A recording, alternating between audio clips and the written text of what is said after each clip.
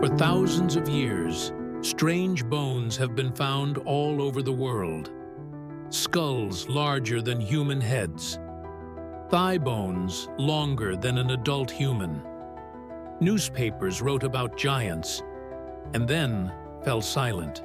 Museums received the remains and never showed them to the public again. Why? Who is hiding evidence of the existence of giants, and why? This is not just a forum myth. It is a story that spans centuries. Today, we will open the archives, reveal different versions of the story, and try to understand whether giants really lived among us.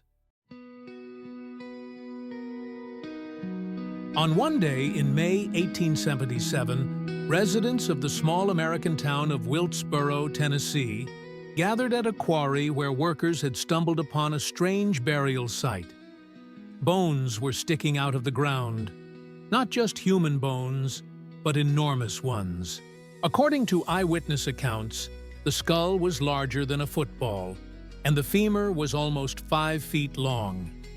The New York Times soon published an article about the discovery, and the topic of giant remains entered the public consciousness. This was not an isolated incident. From the mid-19th century to the early 20th century, dozens of American and European publications regularly published reports of giant discoveries. Newspaper headlines read, "15-foot-tall human skeleton found in Nevada," and "Ancient giants buried in Ohio burial mounds." There were especially many such reports from the United States: Ohio, Wisconsin, Arizona, Illinois.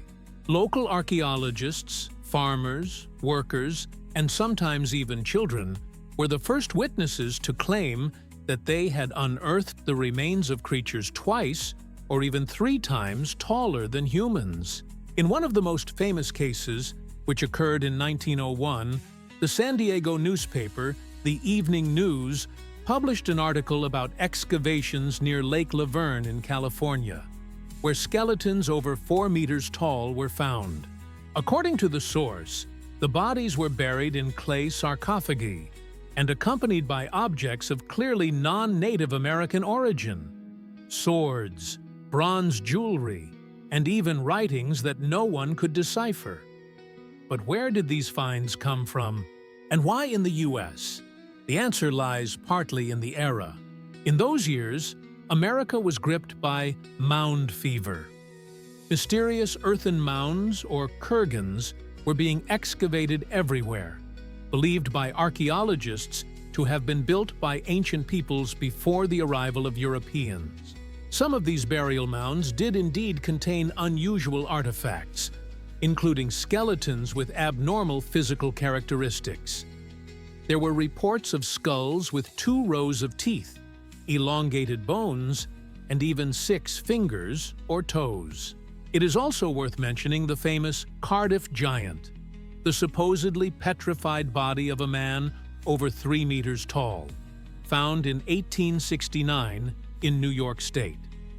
The story later turned out to be a hoax, a fake created to attract the public and make money. But even the exposure of this case did not stop the flood of publications about giants. On the contrary, interest only grew. The situation was similar in the European press. In France, in 1903, there were reports of the discovery of the remains of an ancient man about 5 meters tall in a cave near Bordeaux.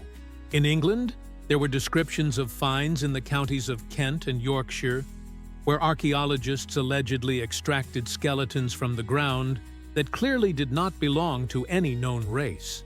Moreover, in Germany, one of the reports from the time of Kaiser Wilhelm II described excavations in Bavaria, during which bones of giant people capable of carrying a whole person on their shoulders were found. Such legends also exist in Russia. In Siberia, the Altai Mountains, and Yakutia, local hunters and archaeologists often told stories about strange skeletons found in ancient burial sites. However, very few details and photographs have survived. Either they were destroyed or never officially recorded. A logical question arises. If there were so many such finds, why don't we see a single giant skeleton in museums around the world today?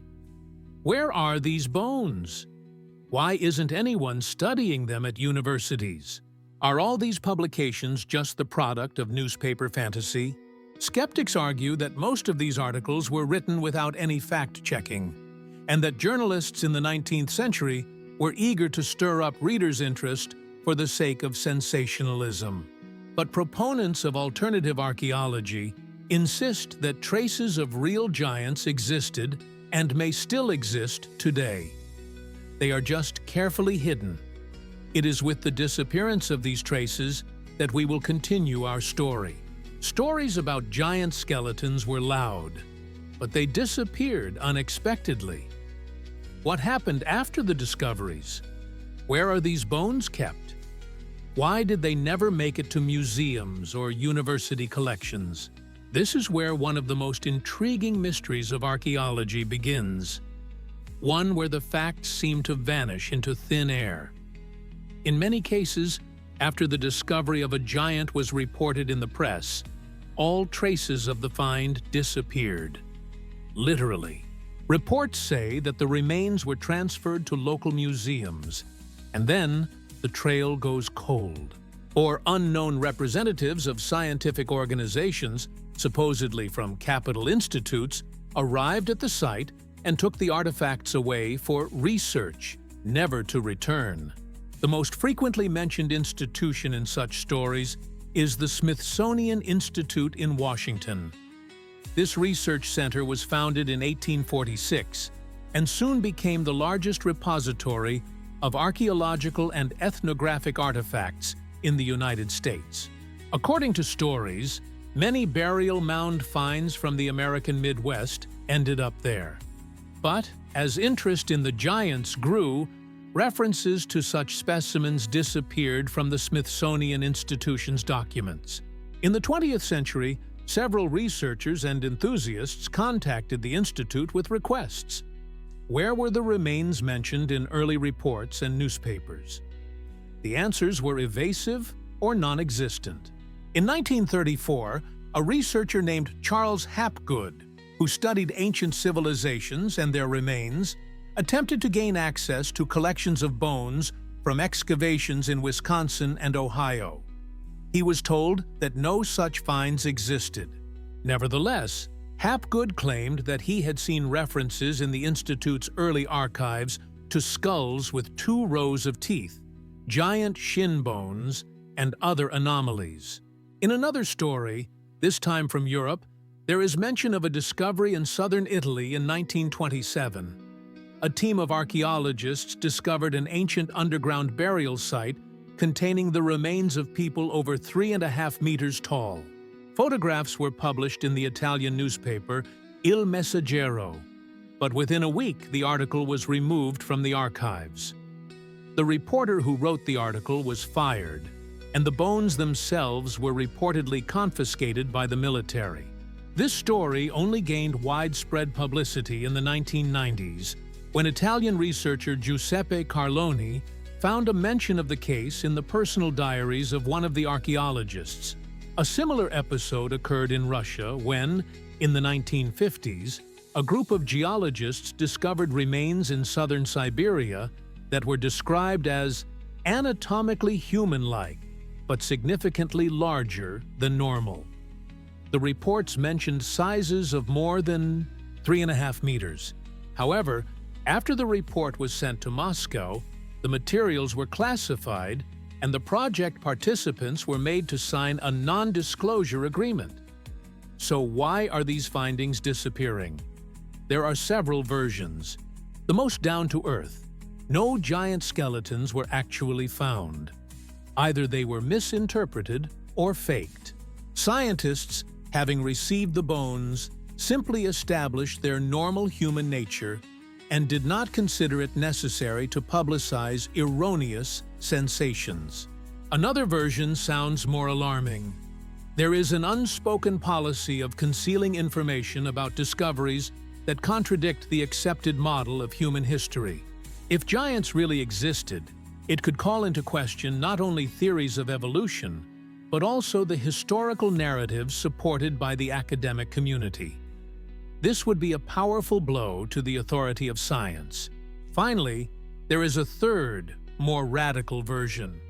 Behind the concealment of traces are not only scientists, but also influential structures, whether religious institutions, government agencies, or secret societies, interested in keeping the truth about the ancient past inaccessible. It is difficult to say what is true and what is myth, but the next logical step is to consider who might have an interest in concealing this data. More on this in the next part. When it comes to the mysterious disappearances of archaeological artifacts, words such as conspiracy, concealment, and secret societies immediately come to mind.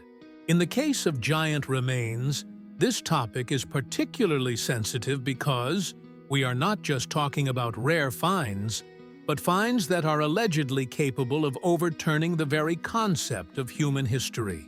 The first and perhaps most widespread version is the involvement of the Smithsonian Institution in the systematic destruction of giant skeletons. According to alternative researchers, since the late 19th century, this organization has allegedly had access to anomalous finds from the United States and has quietly removed them from the public domain. Dozens of references can be found online about sudden visits by representatives of the Institute after high-profile discoveries. According to theorists, the Institute was put in the position of keeper of official history, and anything that did not fit into the evolutionary model had to be either refuted or destroyed.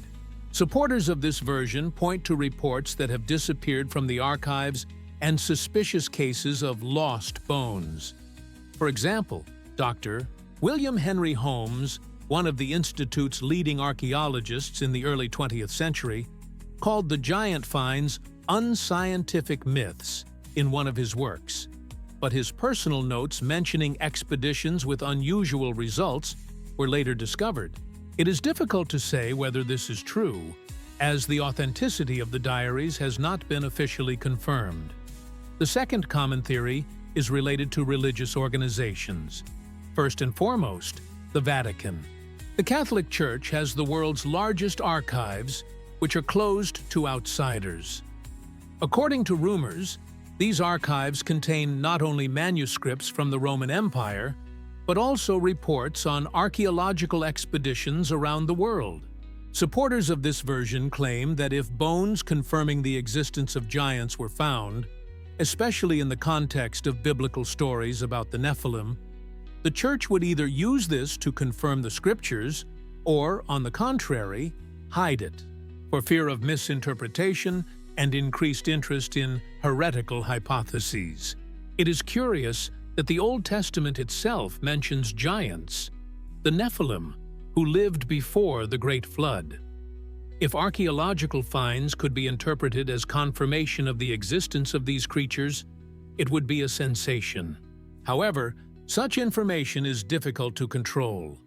That is why, according to conspiracy theorists, the Church may be interested in preventing it from entering the public domain. The third version involves the involvement of Masonic or other secret societies.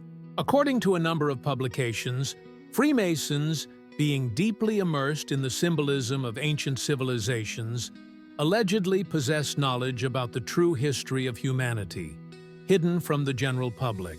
In this context, the giants are part of ancient knowledge lost after catastrophes shrouded in the mists of time.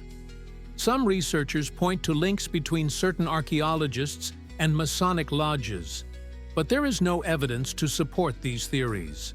There is also a point of view that interest in giants and the subsequent concealment of findings is related to geopolitics. For example, if remains are found in a certain country that cast doubt on the accepted historical chronology or the origin of peoples, this could have undesirable ideological consequences.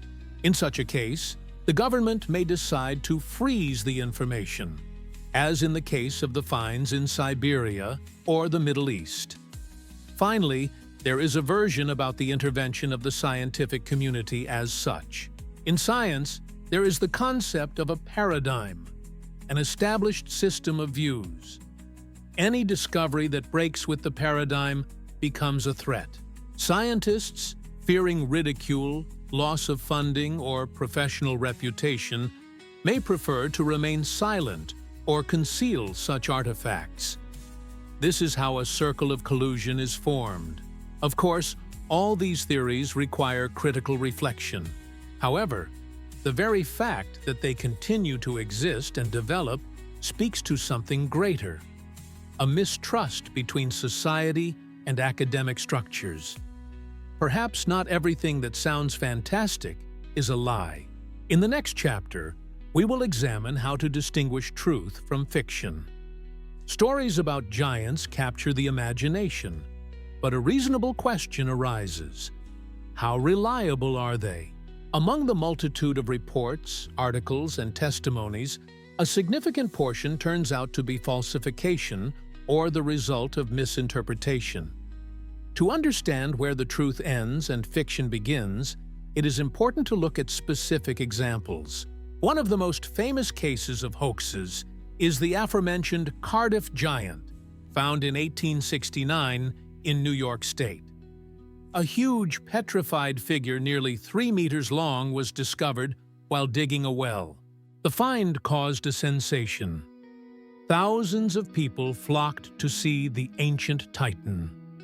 However, a few months later, it turned out that it was a plaster sculpture buried in the ground in advance as a prank, a commercial stunt that brought its creators a considerable profit. This case became a symbol of the problem. Where does archaeology end and showmanship begin? At the end of the 19th century, America was experiencing a real boom in interest in burial mounds, Native American artifacts, and ancient civilizations.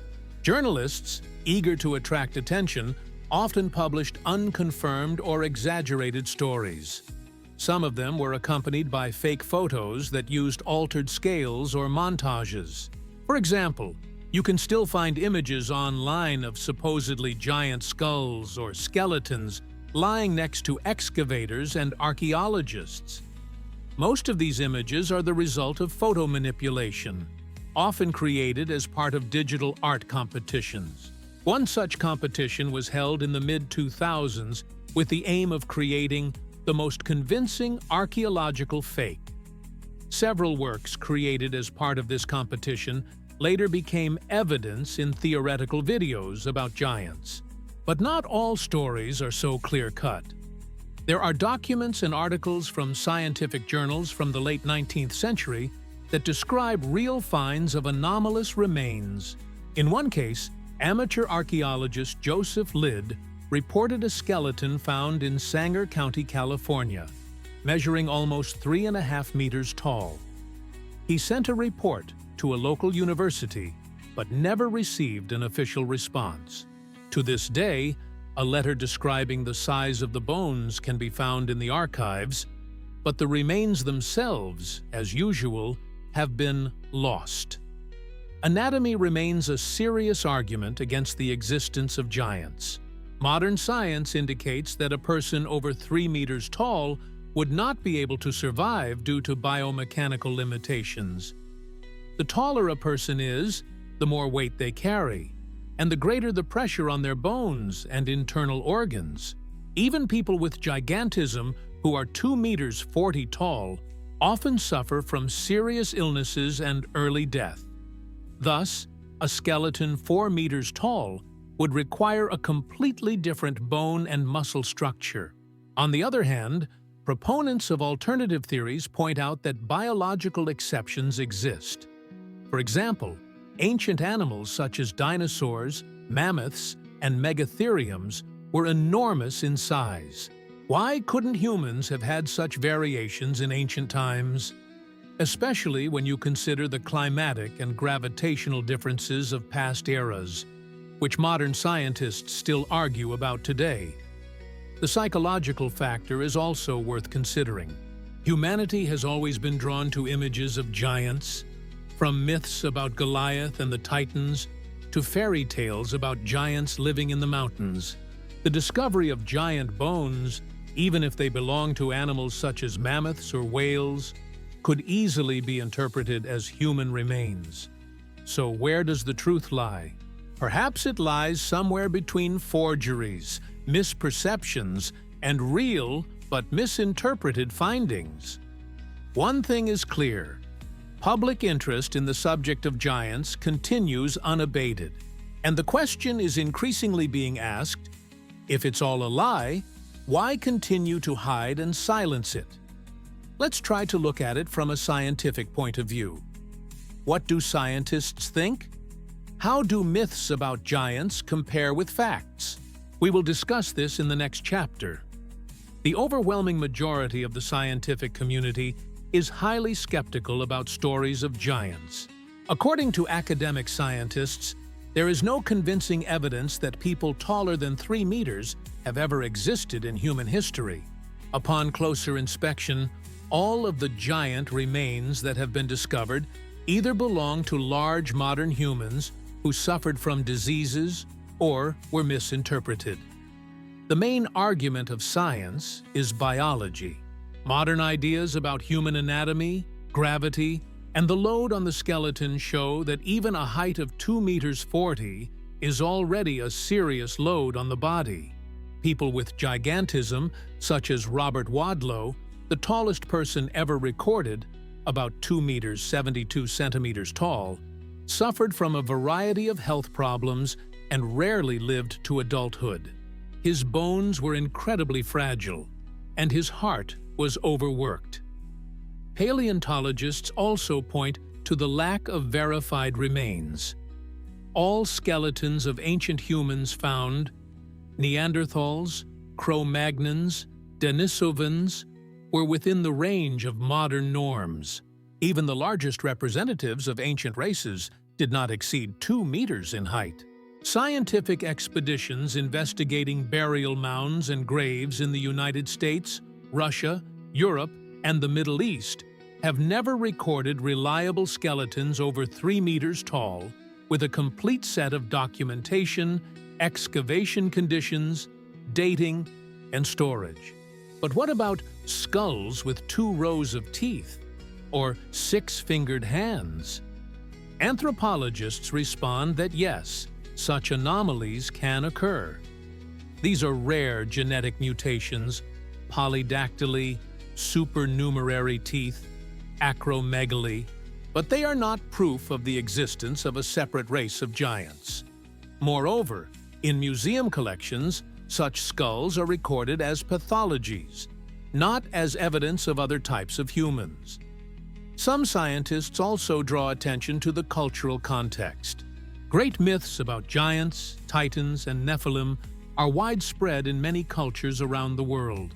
But, as archaeology professor Michael Hitchcock points out, myth is not always a historical account, but rather a reflection of the fears, dreams, and images of the collective unconscious. When people came across large animal bones, such as those of mammoths, elephants, or giant prehistoric reptiles, they may have mistaken them for the bones of human-like creatures. This was especially true in an era when comparative anatomy was not yet developed. Nevertheless, academic science does not reject the possibility that some finds have been misinterpreted and that individual specimens may have been lost or not properly documented. Scientists acknowledge that mistakes in archaeology are not uncommon. But science does not confirm the systematic concealment claimed by conspiracy theorists. Meanwhile, alternative archaeology points to something else. The lack of open scientific interest in the subject and the quick discrediting of all unusual finds is in itself a form of concealment. Is this true? Or is it simply an attempt to weed out pseudoscientific theories? To answer this question, It is important to understand who would benefit from the remains of giants if they really existed, not becoming public property. This is discussed in the final chapter. If we accept, at least hypothetically, that giant remains did indeed exist and disappear, the main question arises: who needs this and why? What compels museums, scientific institutions, or even governments to conceal such sensational information? The first and most obvious answer is to protect the academic model. Modern science is based on thousands of interconnected theories, hypotheses, and data. If an anomaly appears somewhere in this foundation that does not fit into the overall picture, it is either explained or ignored. The discovery of authentic human remains over 4 meters tall would call into question not only evolutionary theory, but also anthropological chronology, biomechanics, and climatology. It would mean admitting that the entire history of humanity, as it has been taught for the last 100 years, needs to be seriously revised. This would affect not only scientists, but also educational programs, museums, and cultural paradigms. The second possible motive is ideological. Imagine that skeletons are found in the mountains of Iran or Altai, confirming that before the existing civilizations, there was another, an ancient, gigantic, forgotten one. This could blow up ideas about the origins of peoples, cultural boundaries, and even biblical stories. The conflict between science and religion could reach a critical point. Therefore, according to some researchers, major discoveries may be confiscated or classified not only for scientific reasons, but also for political reasons. The third reason may lie in the interests of certain influential groups. If the remains of giants really exist, this could indicate lost technologies, biological lines, or even extraterrestrial contact, as some supporters of the ancient astronaut theory believe. Such knowledge may be attractive not to the general public, but to closed scientific centers, special services, or corporations capable of using it for technological purposes. There is also a simpler explanation: skepticism and fear of being ridiculed. A scientist who publishes an article about giant skeletons risks losing their reputation, grants, and collegial support. Even if they believe in the authenticity of the find, they may prefer to remain silent. This is how a culture of scientific self-censorship is formed. It is not a global conspiracy, but a system in which inconvenient topics are silenced without external orders, by the inertia of the academic environment. Finally, the human factor cannot be ruled out. The remains could have been lost, destroyed through negligence, or simply forgotten. Archives are not eternal, and exhibits are not invulnerable. And perhaps the most frightening truth is that we have lost the evidence not because someone hid it, but because we did not attach any significance to it at the time. Whatever the case, the question remains open. If giants really existed, where are their traces? If they are just a myth, why is it so persistent? The answers may lie not only in the ground, but also in our desire to believe that the world is much more mysterious than it is described in textbooks. And maybe, someday, a single skull will change everything.